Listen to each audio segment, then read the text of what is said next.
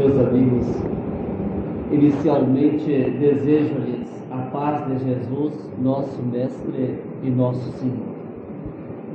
Como fazemos habitualmente, desejamos dizer-lhes que fundamentamos as nossas preleções em torno daquele formoso lema constante da segunda carta que Paulo endereçou aos Coríntios, ou seja, a sua segunda epístola aos Coríntios, capítulo 3, versículo 17, onde há o Espírito do Senhor, aí há a liberdade. Atentemos para essas expressões paulinas: onde há o Espírito do Senhor, aí há a liberdade. Longe de nós, assim, a intenção de violentar-lhes a consciência, obrigando-a à aceitação daquilo que vamos expor, até porque as coisas que expusermos serão naturalmente fruto de nossas buscas, de nossos contatos, do intercâmbio que vamos realizando permanentemente dentro do campo da vida, detendo conosco patrimônio de sabedoria e sentimento que mais e mais se alarga, que mais e mais se robustece, que mais e mais se elastece à medida que, de etapa em etapa, de grau em grau, de faixa em faixa, vamos nos encaminhando para amplíssimos horizontes, refinando-nos cada vez mais nos transfundindo na luz.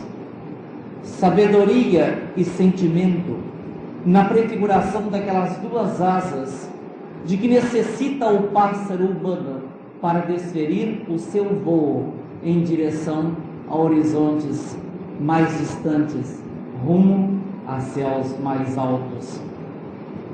Nunca houve uma época em que se fizessem tão necessárias estas duas coisas, sabedoria e sentimento, quanto na época atual, em que notamos o aturdido homem moderno encaminhar-se cada vez para fora de si mesmo, fragmentando-se, estilhaçando-se, pulverizando-se em processos de ilusão.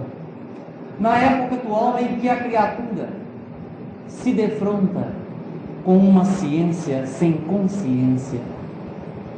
Na época atual em que a criatura, por falta de uma diretriz íntima para a própria vida, se constitui lobo do próprio homem, dentro daquela expressão antiga dos romanos: homo homini lupus, homem, lobo do homem. Na época em que assistimos atormentados à existência da balística e dos teleguiados, podendo levar em poucos instantes a qualquer parte do mundo a dor, a miséria, a orfandade, a viuvez. Na época em que assistimos um materialismo sutil, penetrando devagarinho todos os departamentos das humanas atividades, para prejudicar, para confundir, para atrapalhar.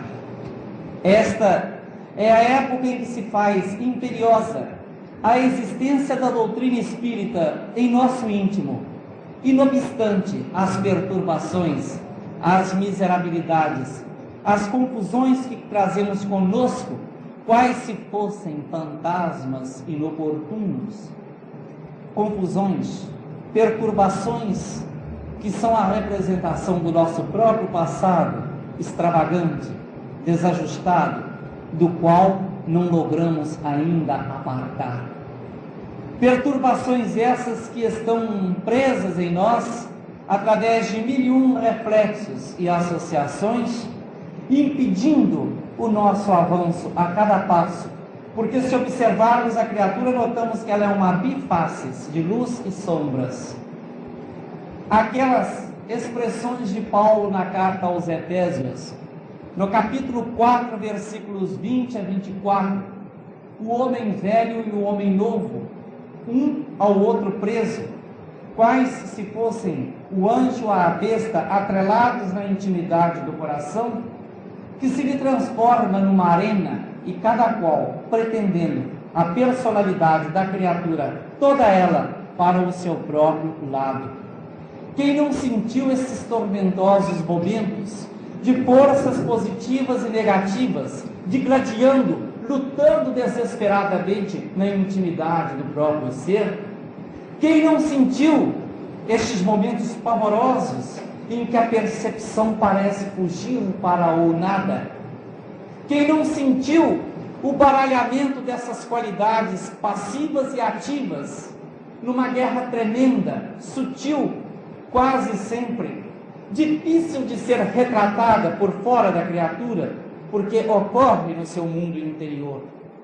E ela, quando busca aquelas outras suas semelhantes, nota-as inteiramente impassíveis, como se estivessem lidando no mundo de fora. Impossível de observar estes combates gigantescos, ciclópicos, apavorantes, que eclodem de uma maneira raivosa e desesperada na intimidade da própria criatura. Dir-se-ia que nela deve ocorrer alguma coisa semelhante àquele fenômeno que se observa no norte do Brasil, entre o Amazonas e o Oceano Atlântico, o fenômeno das pororocas, que é justamente o batido violento e brutal do Amazonas contra o Oceano Atlântico. O grande rio querendo de qualquer maneira desembocar no imenso mar, e o mar resistindo-lhe obstinadamente os impulsos. E quando as duas forças igualmente grandes, enormes, se encontram, há um estouro, levantam-se ondas de 200, 300, 500 metros, e o ruído é ouvido a dezenas e dezenas de quilômetros além. É a pororoca, são os fenômenos da pororoca, o ruído brutal e terrível do Amazonas contra o Oceano Atlântico e vice-versa. Portas adentro da alma, da nossa própria alma, de quando em vez, costuma ocorrer um fenômeno das pororocas, que poderá ser retratado de maneira diferente. O Oceano Atlântico, no caso, seriam aquelas ondas que vêm como vagas e vagas de sabedoria e de amor, de paz e de esperança, de harmonia e de fé, fluindo do mais alto, cada vez mais, cada vez buscando o nosso entendimento, porque o amor divino lança a mão de todos os recursos e de todas as possibilidades para aliviar e para salvar, para buscar as necessidades da alma, numa cintilação de gênio, num espasmo de paixão, num anseio de amor. E o Amazonas seria, no caso, a prefiguração de milhares e de milhares e de milhões de impulsos que se sedimentaram, como que criando uma casca magnética na intimidade da criatura, resistindo. É o passado, obstinadamente não querendo, buscando as vias que sempre percorreu e que gostaria de percorrer mais uma vez, porque são as garantidoras vias do seu próprio existir. E quando as ondas de cima do imenso mar espiritual, transparente, fino e bom, encontram-se com o caudaloso rio de nossas paixões e de nossos tormentos, explode-se de maneira gigantesca e imperiosa a pororoca no mundo espiritual de nós outros. É uma balbúrdia, um baralhamento, é um choque imensurável. A criatura, assistindo impassível por dentro de si mesmo o esbarro das duas forças, por alguns instantes poderá perder o seu sentido de controle, porque são realmente forças de baixo contra forças de cima. Espadanam-se as águas, confunde-se a água salgada com a água doce, há tumulto, há bulício, penetração de líquidos de diferentes composições químicas. E tende-se a guardar, quem sabe, numa dessas pororocas que ocorrem no mundo interior de nós mesmos, tende-se a guardar na sequência do tempo, para que as águas se acomodem outra vez, a fim de que ela possa reunir as suas forças, retemperar os seus destinos, reformular os seus próprios ideais, sopesando numa balança íntima aquilo que se lhe constituiu o estrago e o que as paixões deixaram no seu tropel, e as ondas de cima, que ela talvez não puder assimilar otimamente, muito bem, razoável, sofrivelmente ou mais ou menos, e nós somos o resultado permanente das ondas de cima contra as ondas de baixo. O nosso feitio, o nosso caráter, a nossa personalidade, nós mesmos, cristalizados em milhares e milhões de impulsos que nos falam da triste realidade que somos nós e que aparece, que transparece a cada instante, e as ondas do imenso mar, sempre convidativas, sempre nos acenando, vindo em nossa direção. Foi por causa disso mesmo que Omar Khayyam, no seu Rubaiyat, no canto 68, expressava-se desta forma: lanço minha alma ao espaço à procura de um bem sempiterno, e retorno o meu corpo a cada passo com um pouco de céu e de inferno. Céu e inferno, nós os possuímos ainda e por enquanto e durante muito tempo, até que consigamos devagarinho, diluir as nossas sombras na glória da luz do Cristo.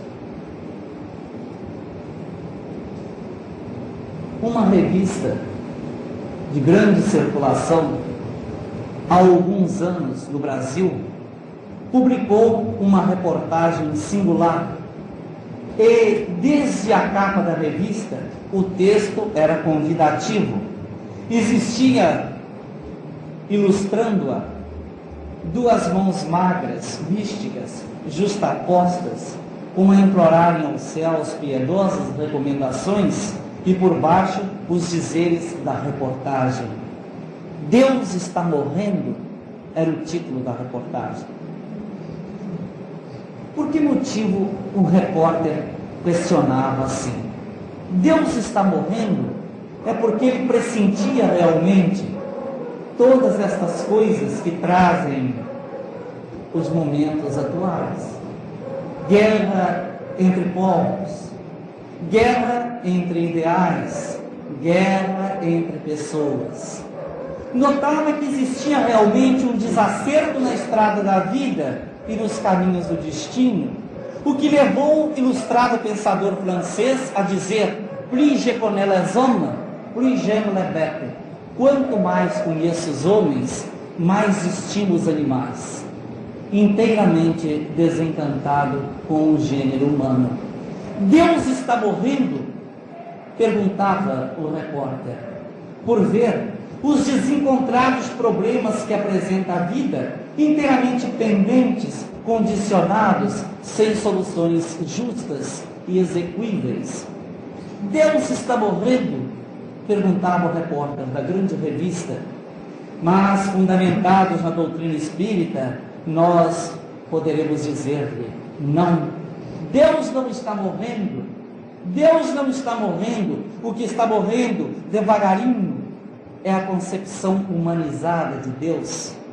É a concepção que os homens têm de Deus, porque quase sempre em a criatura humana ocorre isto, na impossibilidade que ela tem para derramar-se fora das suas limitações, para abarcar o absoluto tanto quanto possível naquilo que ele é e pode ser, na impossibilidade da criatura desbordar-se, ela realiza uma tarefa contrária. Ela simplesmente tenta tomar do absoluto e comprimi-lo até aquele ponto em que ela é, para poder compreendê-lo. Tanto que uma coisa que nós já estamos vendo não mais comporta é a definição de Deus, porque definir corresponde a limitar. Se nós formos definir a Deus, acabaremos nos definindo a nós mesmos. Quando Deus para nós, deve ser um anseio, deve ser um ideal, deve ser uma busca. Deus para nós deve ser muito mais um estado de sensação do que de definição, porque a criatura, à medida que ela vai evoluindo, ela vai tendo esquemas, metas, buscas, anseios, ideais, aptidões, faculdades muito mais amplas, que se deslocam à medida que ela, à semelhança de um leque que se abre, pode apresentar todas as suas palhetas circunstanciais. Ao passo que, se nós definirmos, poderemos limitá-lo e acabaremos por nos definir a nós próprios.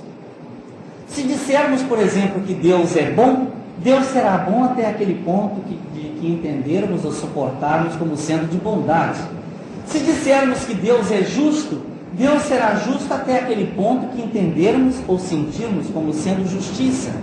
Se dissermos que Deus é harmonia, Deus será harmonia até aquele ponto que entendermos ou sentirmos de harmonia.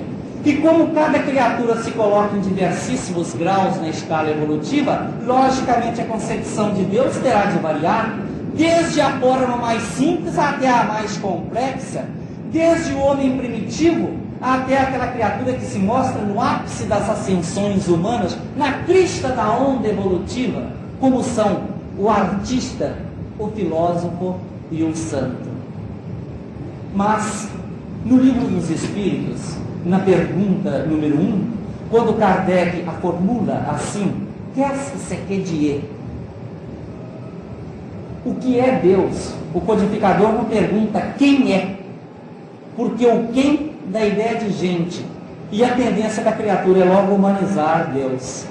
Então, ao invés de ele perguntar quem é Deus, ele pergunta qu'est-ce que c'est Dieu? Qu'est-ce que c'est que Dieu? O que é Deus? Que coisa é Deus? E as entidades, naturalmente, sabendo que se referiam a coisas encaixáveis em a natureza humana, que se relacionavam com criaturas humanas, que necessitavam de suportes para o seu próprio entender, elas procuraram sintetizar tanto quanto possível ao nível de assimilação de quem haveria de ler ou de escutar, e fizeram aquela súmula que se encontra na resposta da pergunta número 1 do Livro dos Espíritos. Deus é a inteligência suprema e causa primária de todas as coisas. Ora, mas aí, para um entendimento maior por parte das criaturas, sendo elas portadoras de diferentes momentos de evolução e diversíssimos graus de madureza, semelhantes a vidros de diferentes gargalos. Um vidro pode ter uma abertura ou um gargalo de 1 metro, o outro de 50 centímetros, o outro de 30, o outro de 20, o outro de 10, o outro de 5, o outro de 1 metro, de 1 centímetro. Quando a essência espiritual desce, certamente ela pode cobrir todos os vidros, ou invólucros, ou vasilhames, neles penetrando, desde o maior até o menor, porém não na mesma quantidade, porque ela terá de respeitar os diferentes tamanhos dos vidros que vão receber a essência que desce ou que cai. Assim é o mundo espiritual. Os ideais para descerem ao nosso mundo, especificamente à nossa terra, eles têm que, como que se deformarem para tomar o encaixe daquele vasilhame ou daquele invólucro que vai recebê-lo. Se ele ficar puro demais, permanece lá por cima. Para descer até as suas últimas consequências, eles têm de se encaixar e de se enquadrarem nas estreitezas e nos condicionamentos dos vasilhames. É uma lei imperiosa e inviolável da nossa própria natureza para o sentido de vida que aqui na Terra temos e compreendemos. Todavia, para que nós possamos observar ainda mais o nosso estudo desta noite e as diferentes perspectivas em que a criatura se situa para entender-se a si mesmo e entender a vida, ou entender a vida e, consequentemente, entender-se a si própria, porque sempre haverá um relacionamento entre a alma da criatura e a alma da vida. É importante dizer que milhares e milhões de seres que passaram pelo mundo e que estão passando pelo mundo agora, distribuem-se conforme a sua madureza em 4 faixas de consciências que aqui vão ser estudadas. A primeira faixa, a mais simples, é a consciência instintiva. Milhares e milhões de criaturas no princípio da vida no mundo e na época atual, principalmente em ambientes atrasados como certas localidades africanas, como no continente australiano e em diferentes outros pontos do mundo, estão presentemente vivendo esta faixa de consciência, que é a consciência instintiva. A criatura tem reflexos muito pequeninos, muito imediatos, quase sempre vivendo de coisas miúdas. Dir-se-ia que uma nuvem tolda a sua consciência e elas ficam mais nos hábitos imediatos. Não sabem ainda questionar, não sabem, por enquanto, refletir.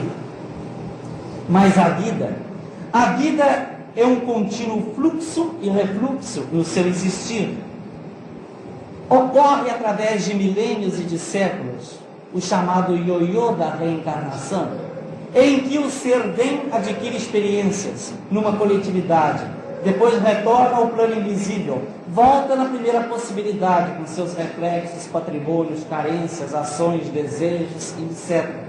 E nesses fluxos e refluxos, nessas vindas do invisível para o visível, e neste retorno do visível para o invisível, a criatura desponta, mais tarde, numa segunda faixa de consciência, que poderá ser denominada de consciência racional.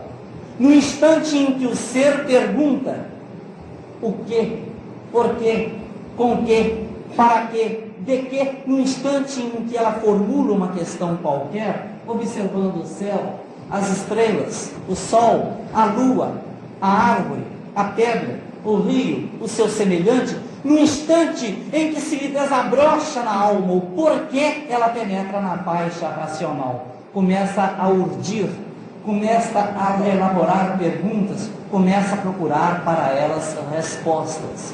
É a segunda faixa de consciência, a faixa da razão. Mas o ser também aí não fica, porque nos deslocares contínuos, a vida está cada vez impulsionando-o mais para cima, mais para frente, e vai lançá-lo num terceiro campo, numa terceira faixa de consciência, que é a consciência intuitiva. É aquela em que de tão amadurecida está a criatura que ela não tem necessidade de procurar por fora, porque ela já sabe por dentro. De tanto bater e rebater, vir, compor, dispor, retornar, realizar, estabelecer as experiências que ficaram para trás, refundindo-as, rearmá-las outra vez, ela adquire aquilo que se chama a intuição. Quase sempre se pensa que a intuição seja dada por um espírito desencarnado, mas é impróprio dizer-se isso, porque a intuição é uma faculdade da própria alma. O que pode ocorrer de fora para dentro, transmitido por desencarnados, é a inspiração. A intuição não. A intuição é uma faculdade inerente à sua própria criatura. A própria criatura. Pode ocorrer que numa criatura altamente intuitiva, ela se constitua instrumento natural para que os espíritos desencarnados a irradiem. No entanto, a faculdade é sua mesma, condicionada ao seu próprio existir e à madureza que ela conseguiu realizar até o momento presente. Nessa faixa intuitiva, a vida nos tem dado coisas muito interessantes. As crianças precoces, que não tiveram tempo de aprender nos livros, através de relatos, com seus professores, instrutores, mestres, até mesmo parentes, mas já sabem fazer, elas simplesmente exteriorizam aquilo que já está no seu próprio espírito arquivado. Houve várias crianças precoces, e para elas não se encontrou uma solução senão apelando-se para a chave da reencarnação. Mozart, com 6 anos de idade, trazendo as suas composições, que maravilharam.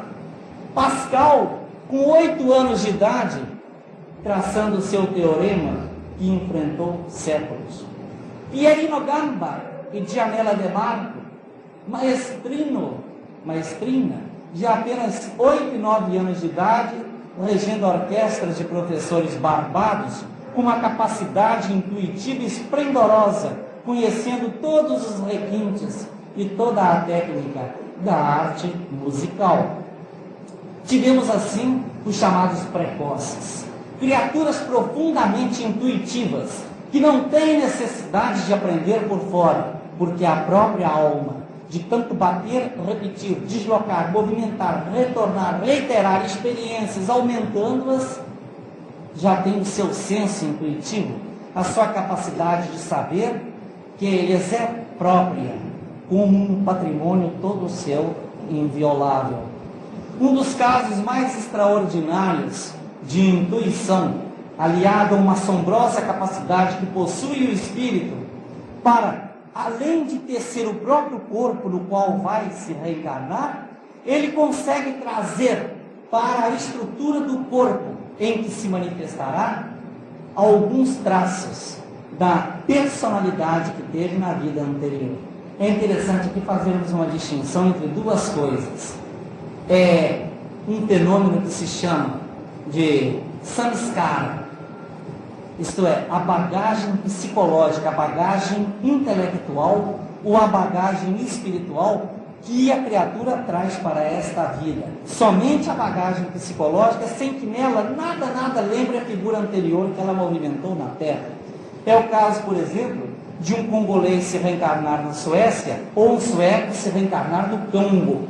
O que pode ocorrer é simplesmente a passagem de uma bagagem espiritual de uma vida para outra, mas nada lembrar do sueco louro de agora, o congolês negro do passado.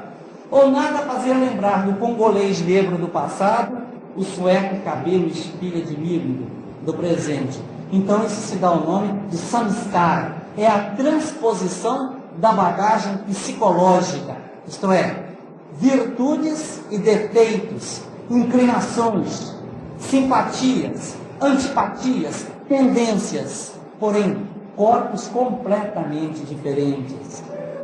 Existe outro fenômeno chamado Bart-Bart, marca de nascença, em que o espírito, além de trazer a sua bagagem psicológica, ele dispõe de um poder mental tão grande, que quando vai elaborar o feto, ele traz certas parecenças que tiveram na vida anterior no corpo em que habitou. Um dos casos mais frisantes de que nos falam os biógrafos é o de François Champollion, que decifrou os hieróglifos, ou seja, os caracteres egípcios de milênios. Quando a mãe de Champollion estava no 6º mês de gestação, ela foi consultar um vidente chamado Jacu, da localidade de Figeac. E ele, em transe, lhe falou que ela teria um filho diferente dos outros 3 irmãos, meio alourados. O menino nasceria com cabelos lisos, cor preta, as pupilas amarelas, a pele cor de jambo, e revolucionaria o mundo. 3 meses depois, contrariando a tendência genealógica dos nascimentos havidos em família, nasceu um neném em tudo, dentro da dissertação dada pelo vidente de Figeac. A criança era cor de jambo, as pupilas amarelas, cabelos pretos. Aos 5 anos de idade, Champollion era encontrado construindo pirâmides de areias nas praias francesas. Era uma criança solitária, triste, não se encaixava dos folguedos, nas brincadeiras de outras tantas crianças. Quando o espírito é muito velho, psiquicamente falando, ele encontra justamente esse desnivelamento entre aquilo que é o anseio da sua própria alma e o lado de fora. Não é uma criança igual às outras. Aos 12 anos de idade, Champollion penetra no liceu. Tem uma forte atração para motivações egípcias.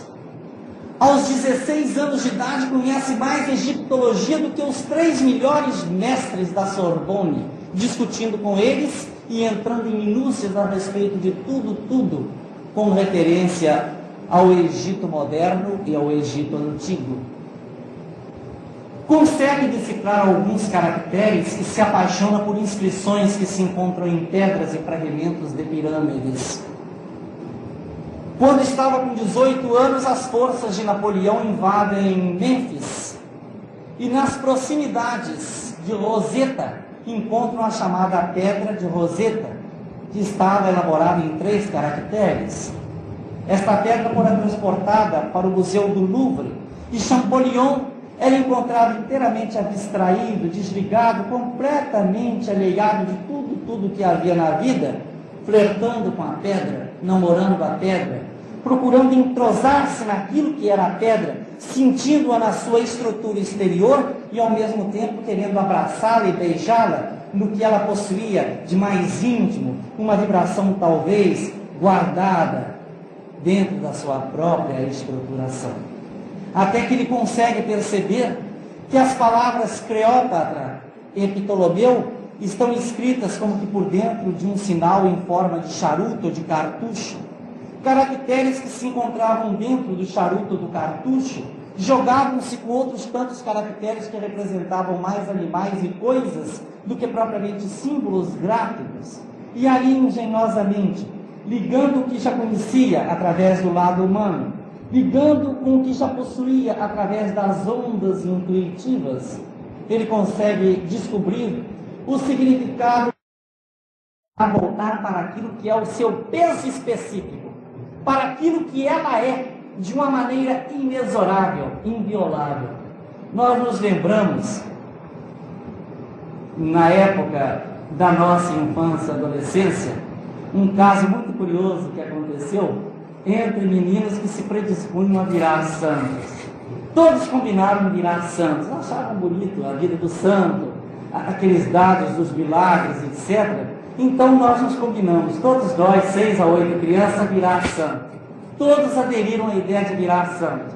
Iriam perder assim o volume da comida, a quantidade de líquido das vitaminas, teriam que abandonar ou abrir mão dos seus soldadinhos de chumbo, dos seus bodoques, das suas setas, das suas espingardinhas de cartucho e rolha, e outras tantas concessões, porque santo não pode brincar com essas coisas, e essas coisas não se encaixam na vida dos santos. E assim a coisa aconteceu. No primeiro dia, o menino A ficou muito aflito, porque perdeu todos os seus soldadinhos de chumbo, apanhados por aqueles que não queriam virar santos.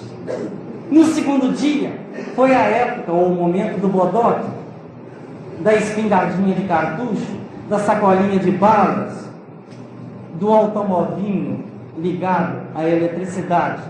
No quinto dia, a redução na alimentação, nos coquetéis, nas vitaminas.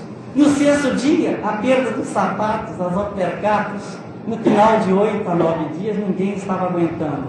Todos começaram a chorar e exigir os seus brinquedinhos e os seus pertences, que partiram para outras mãos quando eles começaram a fazer o teste de largada, a fim de virarem santos e respirarem os altos climas espirituais. Isso é muito interessante, porque em doutrina espírita, sendo ela uma doutrina liberal, não impõe. Tanto que em doutrina espírita não existe a chamada moral canônica. A doutrina espírita não estabelece por parte de ninguém um centro espírita que deva nos calcanhares controlar alguém naquilo que conversa de manhã com uma criatura loura, à tarde com uma criatura preta e à noite com uma criatura morena. De que conversam, a que caminho tomam, porque vêm, porque vão, com que roupa estão, se devem ou não entrar em tal ou qual clube, verificando essa ou aquela partida. Isso não existe em doutrina espírita, simplesmente porque doutrina espírita não tem moral canônica, moral de enquadramento em que uma comunidade deva controlar alguém ou um grupo de alguns. Mas o que a doutrina espírita tem é a sua chamada decorrência ética, a sua moral natural, em que ela apresenta o fenômeno, traça a anatomia do fenômeno, percorre a trajetória dele, verificando em que consequência pode ser tirada a sua feitura de base filosófica, de forma de comportamento. Ora, se a criatura sabe que está dentro da vida eterna, que ela está se desabrochando cada vez mais para a vida, que ela hoje é o resultado do ontem, como amanhã será o resultado do hoje, que o futuro será filho do presente, neto do passado. Se ela sabe que cada dia ela está prestes a desembocar no imponderável, porque ninguém vai ficar para a semente, e o corpo mais lindo, mais anatômico, mais maravilhoso, mais sensacional, atlético, formoso, perfumoso, amanhã, dentro de 20 ou 30, 40 dias, estará gaga, pela ordem natural das coisas, porque ninguém vai ficar invulnerável, permanecendo numa carne sempre jovem e sempre bela. Então, se a criatura sabe que tudo é felomênico, que ninguém segura ninguém, que nós estamos passando pelas pessoas, como as pessoas estão passando por nós, a semelhança da tentativa de querer agarrar a água fechando a mão, quando a água passa pelos dedos e não fica. Assim somos nós, fenomênicos, provisórios, fisicamente falando, sem estabilidade nenhuma. Ninguém segura o seu próprio corpo. Como é que vai segurar o corpo do papai, da mamãe, do filhinho, da avózinha, do priminho, do conhecido, do parente, do amigo? Ninguém pode fazer isso, porque simplesmente, enquanto a vida na carne, existe um imenso mar fenomênico, milhares e milhões de deslocamentos em todo sentido, daí surgindo uma decorrência de natureza lógica. Ninguém é de ninguém, porque todos nós somos criaturas de Deus. Poderíamos ser compromissadamente de alguém por algum tempo, até que a vida estabeleça bases de vínculo e tire uma prova em comum entre 2, entre 3 e entre 4 ou mais. Porém, ser-se alguém de alguém para toda a eternidade, isso não acontece. Não acontece porque a vida, de vez em quando, ela desloca os seus quadros, dá uma sarabandada para modificar-se tudo. Ainda recentemente nós estávamos conversando com uma pessoa de Belo Horizonte, e essa pessoa não era espírita, e dizia assim: mas tão bom se a pessoa permanecesse na carne, se não houvesse morte física, se nós continuássemos psicológica, materialmente estruturadas como somos, em tudo por tudo, nos nossos níveis, nos nossos domínios, nos nossos trabalhos. Mas imediatamente admitiu que isso seria um enorme erro, porque todos aqueles que exploram, portadores de grandes patrimônios, continuarão sempre explorando. Aqueles que estiverem sofrendo humilhações, impedimentos, condicionamentos, ficariam para sempre sofrendo essas coisas. Mas é da lei, é de um determinismo reencarnacionista que de vez em quando a vida desloque todas as perspectivas, passando, se for o caso, o rei para mendigo, e tirando, se for a necessidade, o mendigo para uma posição melhor, fazendo com que raças espoliadas milenarmente usufruam as possibilidades de progresso de raças enobrecidas ou tecnicamente melhor situadas, ou então fazendo com que criaturas displicentes, negativas, imperiosas, tirânicas, ditatoriais, abandonem aquele esplendor ou aquele fausto em que vivam e possam se dirigir a raças mais atrasadas para, por intermédio de sofrimentos e outras tantas limitações, desenvolverem os seus próprios recursos e experiências. Tudo, além do karma, a reencarnação faz, tirando do mais para o menos, passando do menos para o mais, fazendo com que a criatura respire em diferentes epidermes, em vários corpos, de várias categorias, em épocas, em pátrias, em situações, para que ela possa esfericizar-se, tornar-se cada vez mais global em tudo por tudo, e perdendo principalmente os preconceitos de que disponha, preconceitos de raça, preconceitos de cor, preconceitos de religião. São preconceitos que aniquilam e que condicionam profundamente a criatura, porque é da lei, e repare que coisa interessante, a dar-se crédito no que falam os guias espirituais. Quase sempre as criaturas racistas são as candidatas futuras em corpos que trazem aquela cor justamente odiada por elas. Elas vão experimentar na própria carne, na própria essência, o quanto dói a dor do desespero, do abandono, da desilusão, da humilhação. De forma que, por causa disso mesmo, sem a reencarnação, o mundo seria um turbilhão de desordem e de anarquia, porque não se conseguiria tomar dos fragmentados e difusos problemas que aí estão e encaminhá-los organicamente à unidade, afunilando-os de maneira extraordinária. Sem a reencarnação não se poderia trazer uma solução natural para o problema do ser, do destino e da dor, e todos nós ficaríamos como criaturas estanques, sem poder sair de nós mesmos, com os nossos problemas e as nossas aflições, como que num curto-circuito desesperado, que a nossa mente e as nossas emoções se entregariam, rodopiando sempre, sem que pudessem, daí deste rodopio, sair para mais além, quebrando um vínculo de trajetória. Mas com a reencarnação, não. A ideia se expande ela se amplia, ela se modifica, ela se refunde. Aquele que está no menos passa a considerar o mais, aquele que está no bom passa ao melhor, dentro de substanciais posições que o ser ocupe dentro do grande carreiro evolutivo.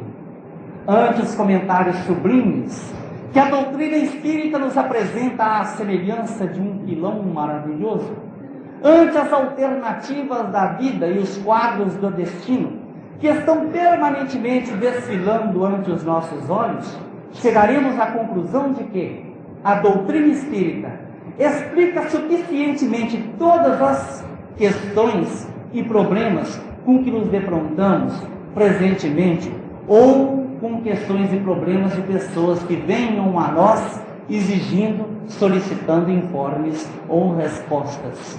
Mas, fora do conceito reencarnacionista, não se consegue chegar a resultado algum, porque basta olhar-se o imenso painel que aí está, de guerras, perturbações, aflições de espírito, inconformismo, desespero, sem uma chave da reencarnação para dar finalidade a isto tudo, encaminhando cada coisa às suas finalidades supremas, chegaremos à conclusão de que Deus está querendo salvar o gênero humano e não está podendo, ou Deus está podendo salvar o gênero humano e não está querendo.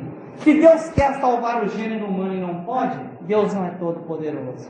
Se Deus pode salvar o gênero humano e não quer, Deus não é todo misericordioso. Imaginemos a que resultado terrível chegaríamos se tivéssemos de nos abster de um conceito reencarnacionista, da lógica das vidas sucessivas, para poder tomar o psiquismo vivo, examiná-lo, colocar cunhas, deslocá-los para novas modalidades, para novas paletas, para novas facetas, para panoramas sem fim. E concluiremos com o grande Castro Alves no Parnaso de Além Túmulo, quando nos brinda com as suas frases lapidares maravilhosas. Há mistérios peregrinos nos mistérios dos destinos que nos mandam renascer. Da luz do Criador nascemos, múltiplas vidas vivemos, para a mesma luz volver. Tá.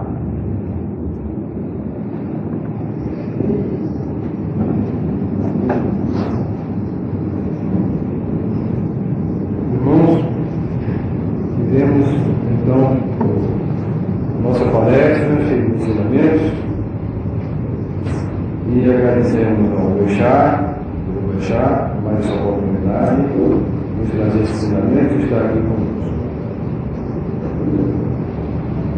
Estamos no final do nosso programa de hoje e o Mocidade daqui a pouco tocará 2 minutos apenas para o encerramento. Agora, antes, eu queria anunciar os presentes. Nós teremos uma palestra aqui dia 2 de março. É o nosso irmão Ederlindo, do Rio de Janeiro. E o tema, não haverá um tema assim, porque ele responderá a perguntas que serão formuladas pelo grupo da juventude. Apesar que os companheiros também podem formular perguntas e remeter aqui para a UME, digamos até segunda-feira próxima. E nós faremos chegar essas perguntas à mão dele. Mas ele responderá também as perguntas que foram formuladas aqui durante o momento que ele estiver fazendo esse estudo para nós. Será dia 2 de março, domingo, e o horário será 17 horas. É o horário de verão nosso. No verão nós fazemos as reuniões um pouco mais tarde. Então agradecemos a presença de todos que estiveram. A Universidade Espírita agradece e espera. Estamos aqui de portas abertas para todos vocês. E, ao finalizar, nós pediríamos a Yara, a Lúcia, para nos brindar perguntas, após os quais teremos a prece de encerramento. Faremos a prece no final, né? Perguntas depois.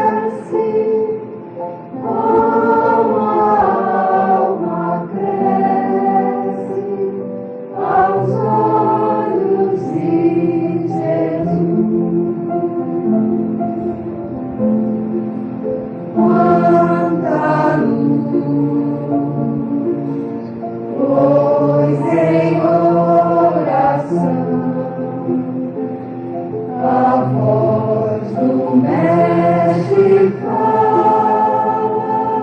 ao nosso coração.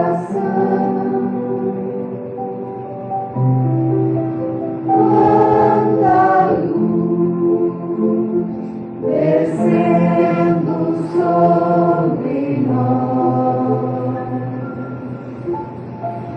Quanta luz.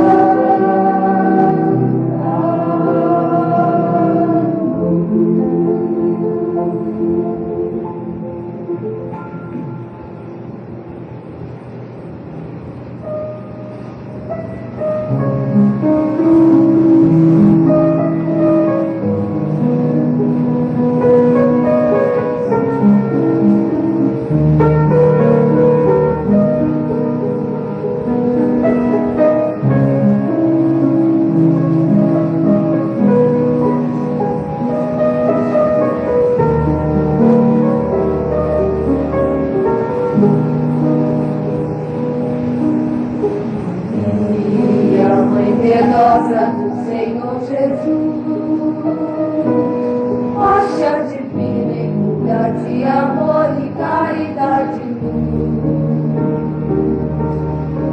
e ao peito valente que se abrem dores sobre o pranto enchente dos sofredores,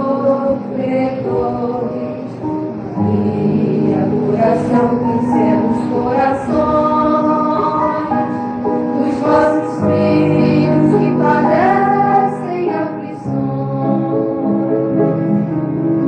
Mãe Santa, Mãe de luz, encaminhai-nos para o bom Jesus. Mãe de amor, sagrai-o de fulgor, irradiai do alto onde imperais. Vosso olhar é todo imenso amor sobre esta humanidade que tateia cega ante a verdade. Mãe, toda coração, despertado em amor, ó Mãe, toda vibração, de paz, de luz, de fulgor.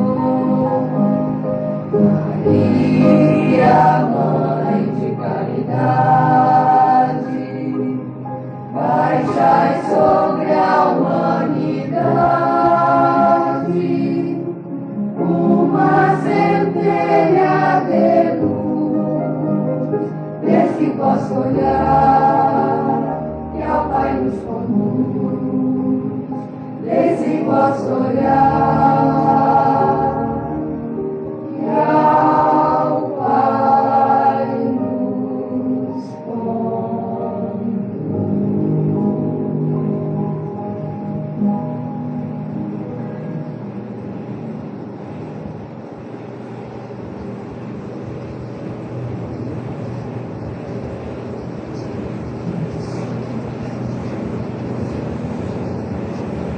Atendendo ao pedido, vai.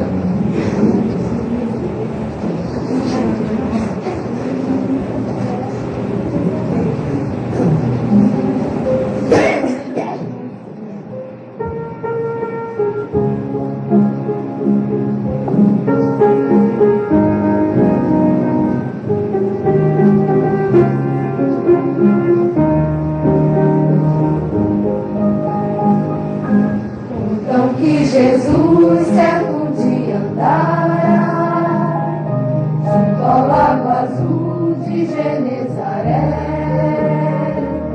e as multidões ele ministrará seus ensinamentos de amor e fé, com saliva e lodo curar o cego junto ao pé velho tanque de Siloé, numa tarde linda de primavera. Outros mais prodígios ele fizera na cidade santa.